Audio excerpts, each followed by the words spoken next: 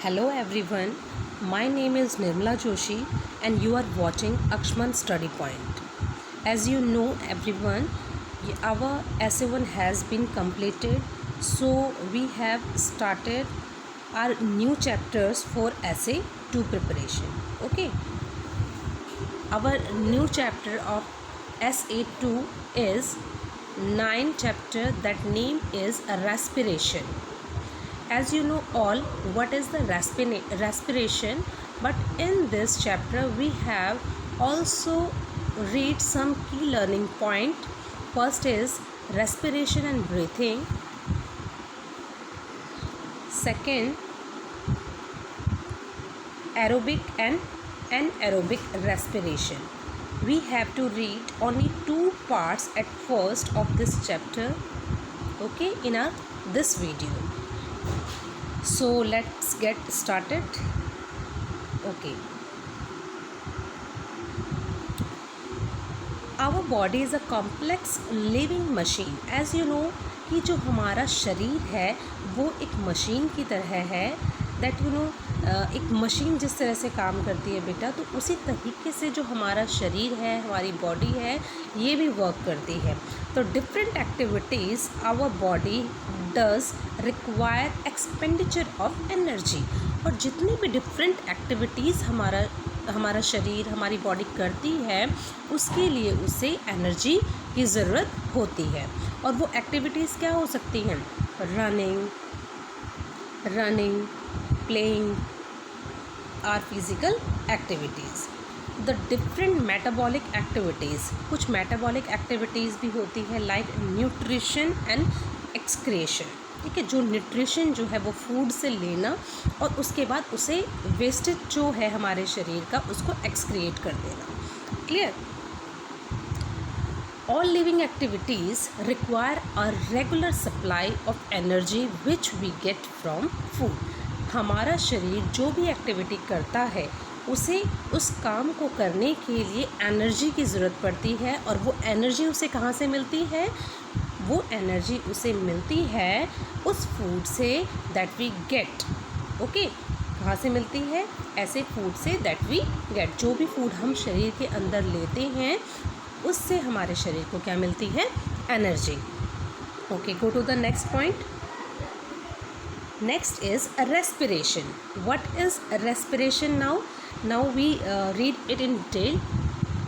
आपने कभी नोटिस किया होगा बच्चे, people taking a brisk walking early in the morning or jog in the park. कुछ लोग हैं जो मॉर्निंग वॉक करते हैं, कुछ जॉगिंग करते हैं पार्क में. Why do refer from the morning hours for these activities? Have you asked from that person जो कि ये एक्टिविटीज़ करते हैं लाइक यू ऑल्सो? कभी आपने भी खुद से सोचा है कि ये एक्टिविटीज़ आप मॉर्निंग में क्यों करते हो? ओके, दिस इज़ बिकॉज ये इसलिए की जाती है the quality of morning air is cleaner and richer in oxygen than at any time of the day. क्यों की जाती है? क्योंकि जो मॉर्निंग की एयर होती है बच्चे, वो क्या होती है? बिल्कुल फ्रेश एयर होती है एंड रिच इन ऑक्सीजन, जिसमें ऑक्सीजन की जो लेवल है वो बहुत अच्छी मात्रा में होती है. अगर हम कंपैरेटिवली करते हैं पूरे दिन की अकॉर्डिंग, यानी कि मॉर्निंग की एयर आपकी बिल्कुल cleaner and rich in oxygen है comparatively with the complete day. Okay, they feel refreshed. और उस एयर में हम क्या करते हैं? कैसा फील करते हैं? रिफ्रेश्ड फील करते हैं, एनर्जेटिक फील करते हैं. Where does this energy come from? अब ये जो एनर्जी है ये कहाँ से आती है? The food that we eat. अभी मैंने आपको पहले भी बताया वो जो एनर्जी है वो हमें कहाँ से मिलती है? The food that we eat has stored energy in it. Clear? जो फूड आप लेते हो उसके अंदर क्या होती है? एनर्जी होती है. जॉगिंग और taking a brisk walk enable a person to breathe in faster. जब कोई भी व्यक्ति जॉगिंग करता है या वॉकिंग कर रहा है तो उस समय क्या होगी? जो उसकी ब्रीथिंग रेट होगी वो क्या होगा? फास्टर होगी compare to normal times of the day. Comparatively, अब मैं आपको एक एग्जांपल देती हूँ यहाँ पर कि अगर कोई नॉर्मली क्या है? जॉगिंग कर रहा है, ओके, और अनदर पर्सन है जो क्या कर रहा है? रेस्ट कर रहा है. तो यहाँ पर क्या बोला गया है बेटे, यहाँ पर बोला गया है कि जब हम जॉगिंग कर रहे हैं, मॉर्निंग वॉक कर रहे हैं, उस टाइम पर जो हमारी ब्रीथिंग रेट होगी, ठीक है, वो जो हमारी ब्रीथिंग रेट है वो फास्टर होगी, किसके अकॉर्डिंगली, रेस्ट टाइमिंग की अकॉर्डिंगली। यानी कि जब हम रेस्ट करते हैं उस टाइम पर जो हमारा ब्रीथिंग रेट है वो स्लो होता है, और जब हम कोई फिज़िकल एक्टिविटीज़ करते हैं उस टाइम पर हमारा जो ब्रीथिंग रेट होता है वो क्या होता है, फास्टर होता है। Clear? Okay. Thus more oxygen is taken into our lungs। तो उससे क्या होगा कि ज़्यादा से ज़्यादा जो ऑक्सीजन है वो हमारे लंग्स तक पहुंचती है, और यही ऑक्सीजन जो है वो transported to all the cells. ये जो ऑक्सीजन है ये ट्रांसपोर्टेड होती है हमारे शरीर के हर उस सेल में जिसको इसकी ज़रूरत होती है। और ये किसके थ्रू जाती है बेटा, ये जाती है ब्लड के थ्रू। ओके, किसके थ्रू जाती है, ब्लड के through. In the cell the digested food is oxidised. अब जो हमारे सेल्स होते हैं इसमें क्या होता है कि जो भी डाइजेस्टेड फूड है वो क्या हो जाता है, ऑक्सीडाइज्ड हो जाता है, और वो रिलीज़ करता है कार्बन डाइऑक्साइड एंड एनर्जी। ठीक है, जब हमने कोई खाना खाया तो उसने क्या किया, डाइजेस्ट हुआ, और वो डाइजेस्ट फूड जो है वो ऑक्सीडाइज हुआ और उसने रिलीज़ किया कार्बन डाइऑक्साइड को and energy that is locked in food, और उस एनर्जी को जो उस खाने में क्या है, लॉक्ड है। Okay, this energy is made available to all the cells, और यही जो एनर्जी है अवेलेबल होती है सारे सेल्स को to carry out the biological function. जितने भी हम बायोलॉजिकल फंक्शन होते हैं हमारे शरीर के, ये एनर्जी क्या करती है, हेल्प करती है उन सभी क्रियाओं के लिए। This is the role of respiration, और यही जो है ये रोल होता है रेस्पिरेशन का। Okay, next is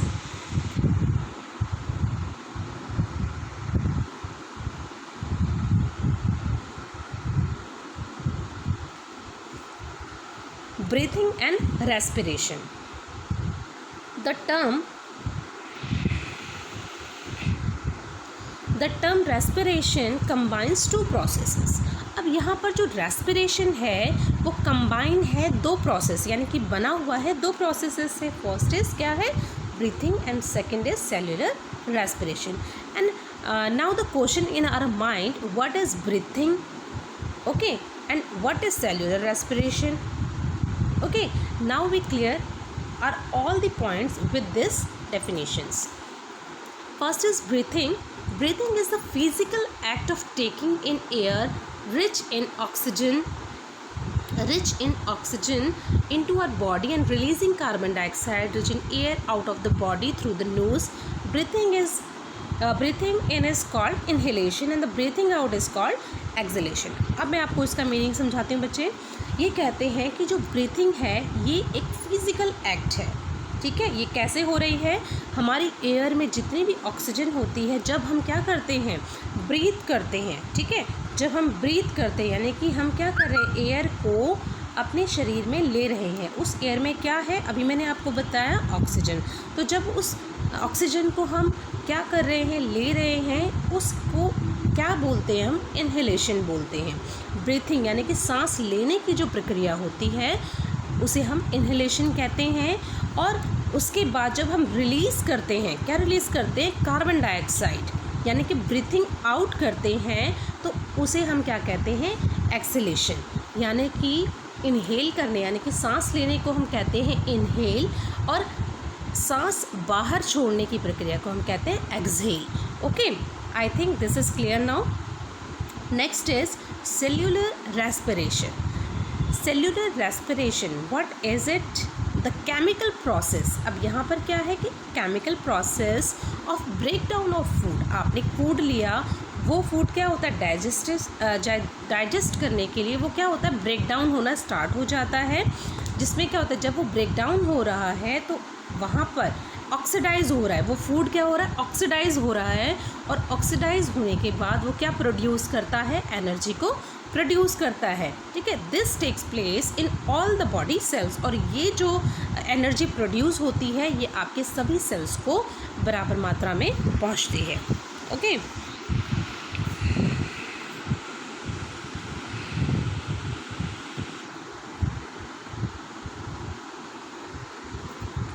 now next is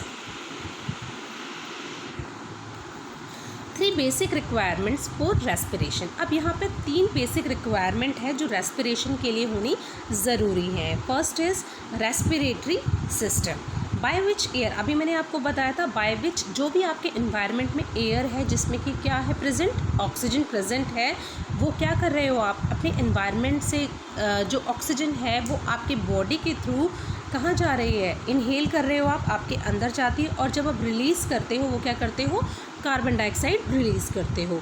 तो यहाँ पर यही बताया गया बच्चे कि दो from the environment and enters the body of the organism, okay, कि एंटर किया ऑर्गेनिज्म की बॉडी के अंदर, and the carbon dioxide the end product of respiration is removed from the body. और जो एक एंड ऑफ द प्रोडक्ट हम respiration का बोलेंगे वो बोलेंगे कार्बन डाइऑक्साइड को, जिसको हम क्या करें अपने शरीर से बाहर निकाल रहे हैं। नेक्स्ट वन इज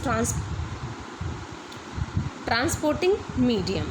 अभी मैंने आपको बताया था कि ट्रांसपोर्टिंग मीडियम को कौन, यहाँ पर जो ट्रांसपोर्ट का एक काम जो कर रहा है वो क्या करता है, ब्लड, यानी कि ब्लड जो है which carries the oxygen to every cell of the body, कि ब्लड के थ्रू हमारे शरीर के हर सेल तक ऑक्सीजन पहुँचाया जाता है, okay.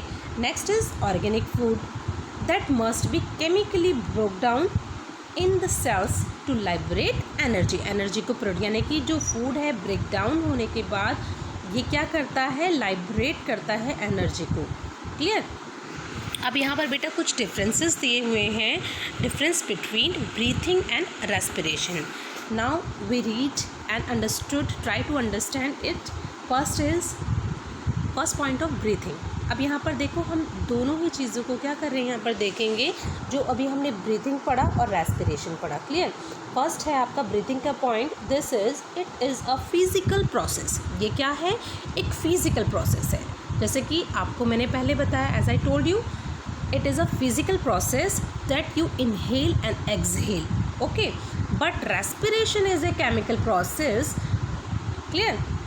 Second point is it takes place through the nose. अब जब आप ब्रीथ करते हो तो आप क्या करते हो, नोस्ट्रिल से क्या करते हो, एयर को इनहेल और एक्सहेल करते हो, clear.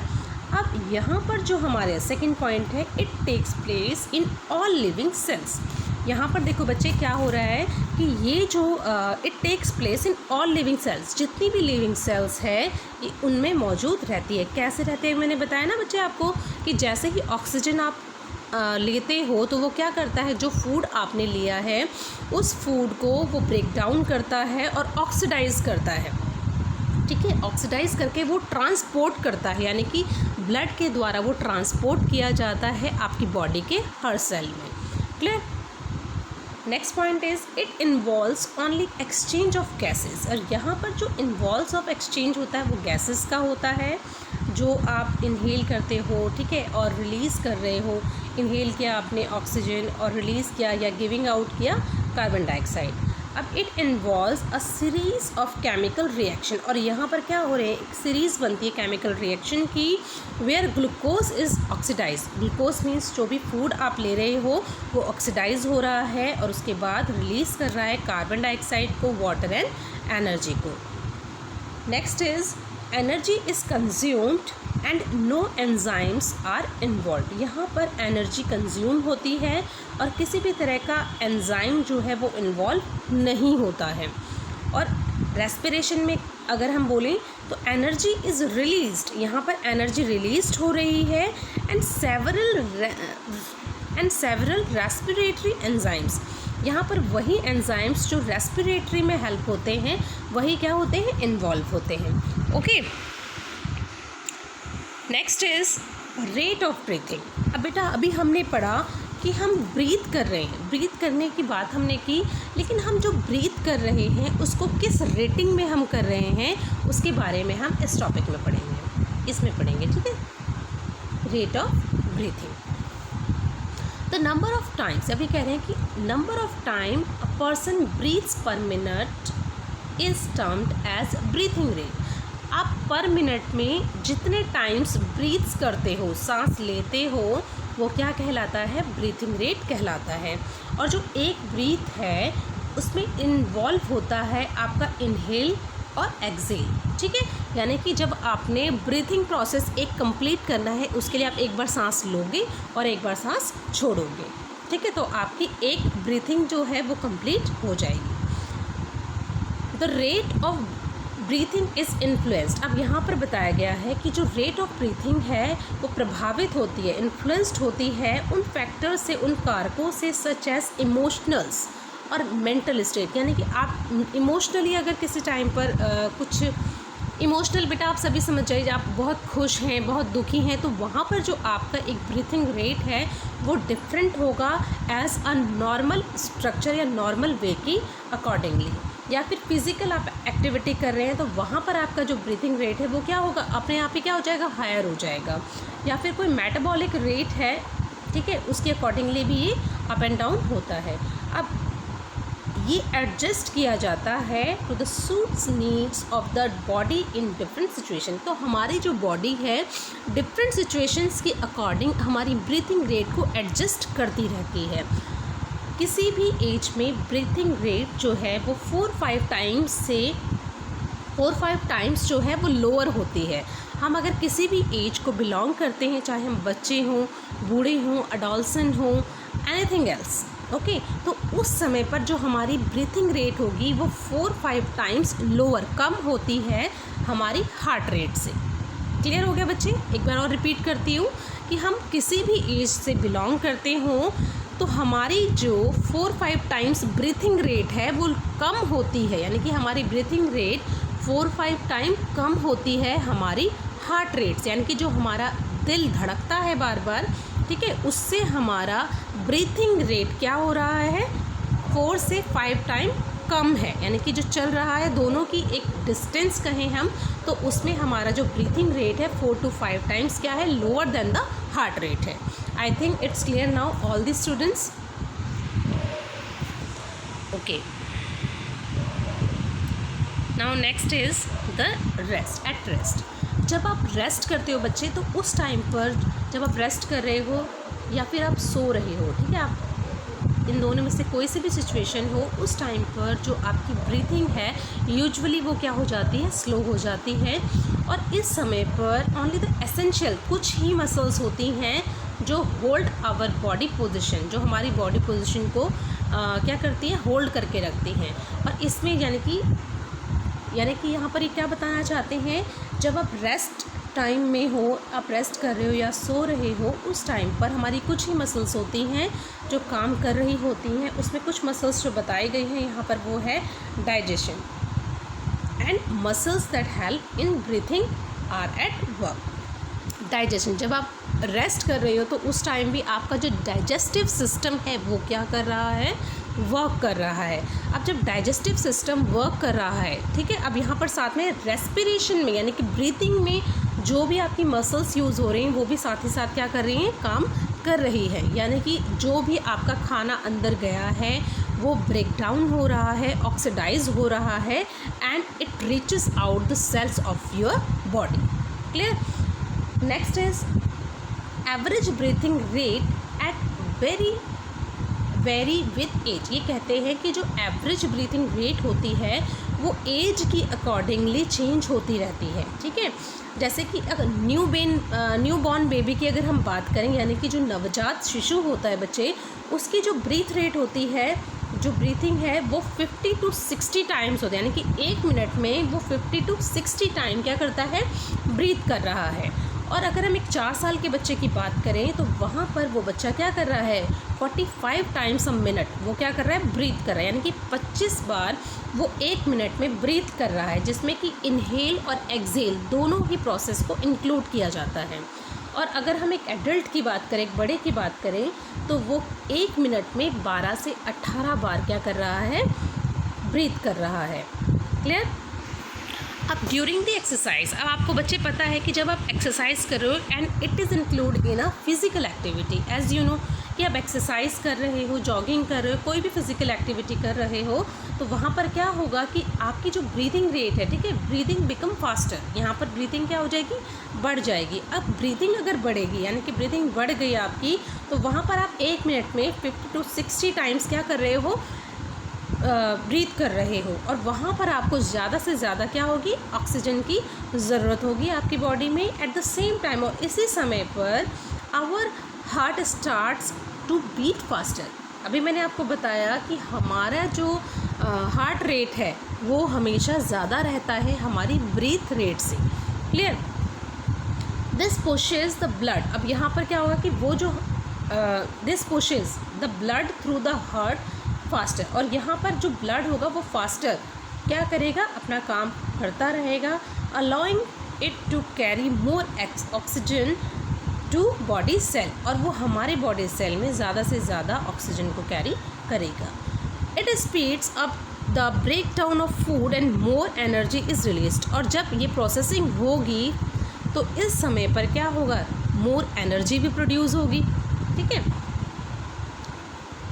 Calculate the breathing rate, अब ये कहते हैं कि कैलकुलेट करने के लिए ब्रीथिंग रेट, अपने घर में आपके जो मेंबर्स हैं उनकी ब्रीथिंग रेट को कैलकुलेट करने के लिए डिफरेंट एज ग्रुप के, ठीक है, यानी कि जो भी आप यहाँ पर एक एक्टिविटी, ये लाइक एक एक्टिविटी है बच्चे कि आपने आपके घर में जो भी मेंबर्स हैं, लेकिन वो मेंबर्स एज वाइज अकॉर्डिंग, यानी कि एज के अकॉर्डिंगली उनमें डिफरेंस होना चाहिए, और आप उसे कैलकुलेट करेंगे। You need to count the number of breaths, आपने क्या काउंट करना है कि number of breaths taken in a minute, आपको सिर्फ 1 मिनट के लिए 1 मिनट में बताना है कि वो कितने बार ब्रीथ करते हैं। क्लियर।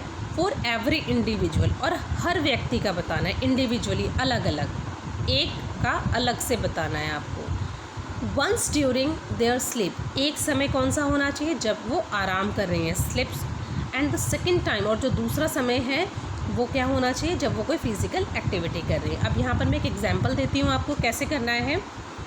मान लीजिए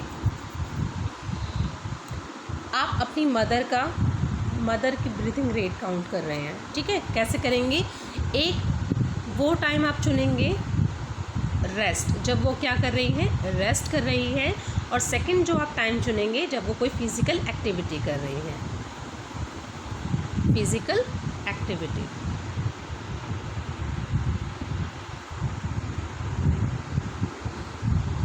क्लियर। अब कैसे करेंगे बच्चे कि जब आपकी मदर रेस्ट कर रही हैं तो आप देखेंगे 1 मिनट में आपकी मदर ने कितने बार जो है, यानी कि कितने टाइम्स ब्रीथ किया, ठीक है, उसे आपने कैलकुलेट करके यहाँ पर लिखना है।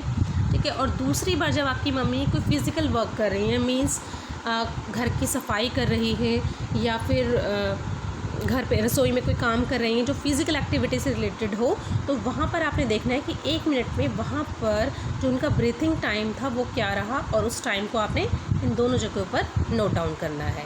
क्लियर हो गया बच्चे।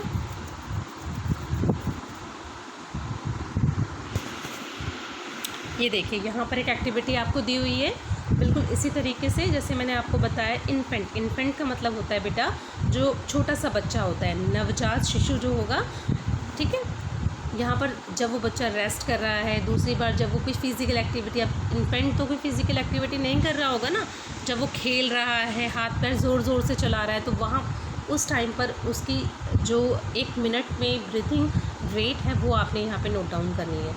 अब इनमें से कोई भी 4 आपने करने हैं जो आपके घर में हों, या कोई 2 साल का बच्चा है उसकी आप चेक करेंगे रेस्ट टाइम में और फिज़िकल एक्टिविटी में। फिज़िकल एक्टिविटी 2 साल के बच्चे के लिए क्या होगी बच्चे, उसके जैसे कि वो कोई गेम खेल रहा है, फुटबॉल खेल रहा है, किसी भी तरह की कोई भी एक्टिविटी कर रहा है फिज़िकली, तो वो रेट आप यहाँ लिखेंगे। और जब वो सोता है उस टाइम पर उसकी ब्रीथिंग रेट क्या है वो आपने यहाँ लिखना है। इसी तरह से बाकी सबका भी, इनमें से कोई भी 4 ये आपकी एक्टिविटी है, आई रिपीटिंग अगेन, और इनमें से कोई भी 4 आपने करनी है अपनी कॉपी में। जिन बच्चों के पास बुक है वो बुक में कीजिए, जिनके पास कॉपी है, कॉपी तो ऑलमोस्ट सभी के पास होगी, जिनके पास बुक है ना बेटा, ये काम आप बुक में ही करेंगे इस एक्टिविटी को। Clear? So go to the next.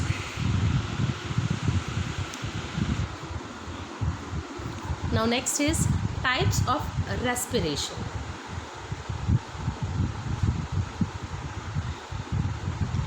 Depending on whether oxygen is used in the process or not, respiration is two type। अब ये कहते हैं कि जो डिपेंड करता है कि जब ऑक्सीजन है वो यूज़ की जा रही है, किस प्रक्रिया में, किस प्रोसेस में यूज़ की जा रही है और किस में नहीं की जा रही है।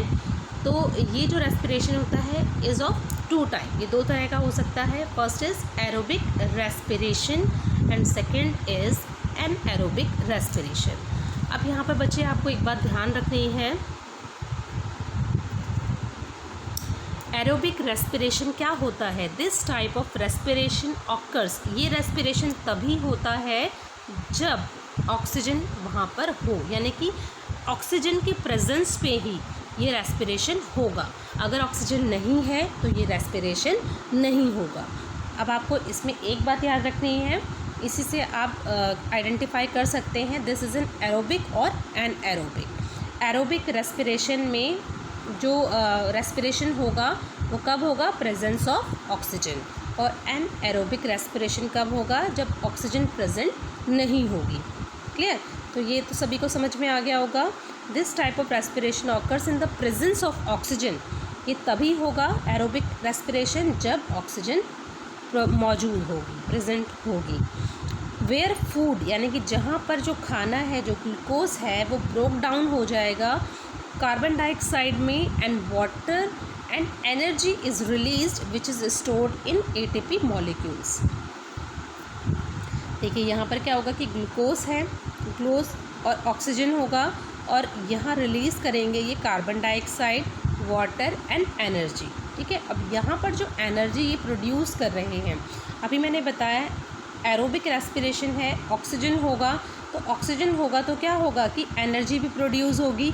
लेकिन यहाँ पर जो एनर्जी 38 एटीपी ये प्रेजेंट हो रही है, वो एन एरोबिक में जब ऑक्सीजन नहीं है तो ये एनर्जी अपने आप ही क्या होगी, एरोबिक से कम हो जाएगी अपने आप। ये हम पढ़ेंगे नेक्स्ट में।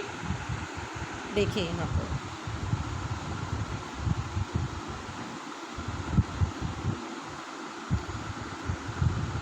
This type of respiration takes place in absence of oxygen. मैंने बताया था बच्चे आपको कि एरोबिक रेस्पिरेशन क्या होता है, जो प्रेजेंट किसकी प्रेजेंस में होता है, ऑक्सीजन की प्रेजेंस में। अब यहाँ पर जो एन एरोबिक है, यहाँ पर ऑक्सीजन प्रेजेंट नहीं होती है। ठीक है, यहाँ पर एब्सेंट होती है, वो एब्सेंस ऑफ ऑक्सीजन में होता है। और it is normal feature in certain microscopic, और ये एक नॉर्मल फीचर होता है किसमें, सर्टेन माइक्रोस्कोपिक ऑर्गेनिज्म के लिए। माइक्रोस्कोपिक क्या होते हैं बच्चे, जो हम अपनी नेक्ड आई से नहीं देख सकते, जिन्हें देखने के लिए हमें माइक्रोस्कोप का यूज़ करना पड़ता है, लाइक बैक्टीरिया एंड यीस्ट।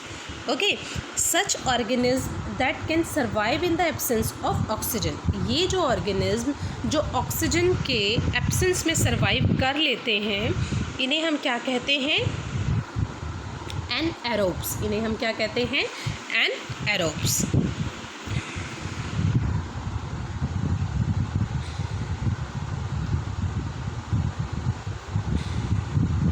इन्हें हम एनारोब्स कहते हैं इन द एब्सेंस। अब जब ऑक्सीजन वहाँ पर प्रेजेंट ही नहीं है तो क्या होगा कि जो ग्लूकोज है वो धीरे धीरे, यानी कि पार्शली, थोड़े थोड़े टुकड़ों में क्या होगा, ब्रेक डाउन होगा, और carbon dioxide and ethanol alcohol the energy release during an aerobic respiration is much laser. अभी मैंने अब आपको बताया था कि वहाँ पर ग्लूकोज के साथ क्या था, ऑक्सीजन प्लस था। ठीक है, ऑक्सीजन प्लस था, लेकिन यहाँ पर तो ऑक्सीजन है ही नहीं। एन एरोबिक में मैंने आपको बताया कि ऑक्सीजन नहीं होती है, तो नहीं है, तो यहाँ पर सिर्फ ग्लूकोज है। ठीक है, और वो क्या करेगा कि पार्शली फूड को ब्रेक डाउन करेगा, जिससे एथेनॉल अल्कोहल कार्बन डाइऑक्साइड और एनर्जी रिलीज़ होंगे। अब यहाँ पर जो आपने पहले मैंने आपको दिखाया था वो था आपका 38 ATP। अब ये जो यहाँ पर ऑक्सीजन प्रेजेंट ही नहीं है, इसलिए जो एनर्जी है वो ऑटोमेटिकली इसकी अकॉर्डिंग, यानी कि इसकी अकॉर्डिंग ये वाली एनर्जी जो है ये कम रहेगी, यानी कि 2 ATP। क्लियर हो गया बच्चे? ओके, यहाँ पर एक एक्टिविटी दी हुई है बच्चे, आप इसको ध्यान से पढ़ेंगे। क्लियर? अब हमारा जो लास्ट पॉइंट यहाँ पर है,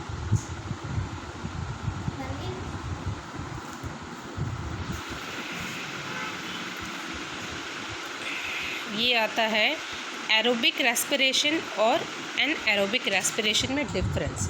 फर्स्ट डिफरेंस मैंने आपको बताया कि जो एरोबिक रेस्पिरेशन है वो तभी होगा जब ऑक्सीजन होगी, और एनएरोबिक रेस्पिरेशन क्या होगा, एब्सेंस ऑफ ऑक्सीजन में होगा।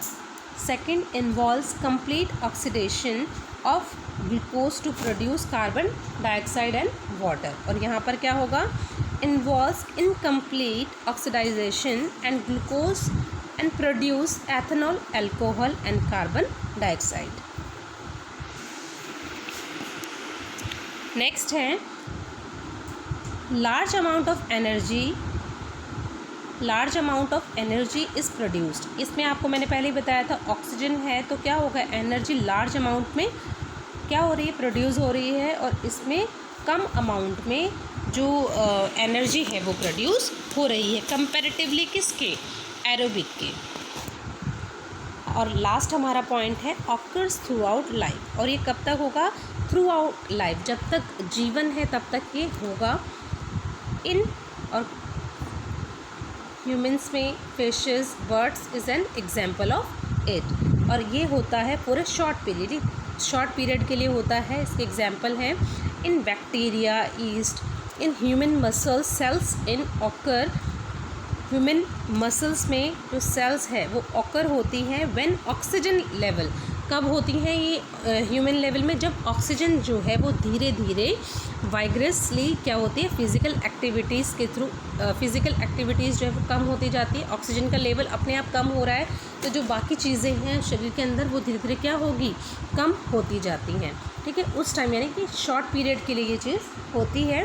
तो बच्चे आज हमने अपने 2 टॉपिक कंप्लीट किए हैं। First is respiration, next one is कि what is breathing, next one topic is difference between breathing and respiration, and next one topic types of respiration, aerobic and anaerobic, और उसमें डिफरेंस। तो आज बच्चे आप यही जो टॉपिक है अच्छे से रिवाइज करेंगे, और on our next day I am explain the rest of the chapter of yours. Okay, and thanks for watching.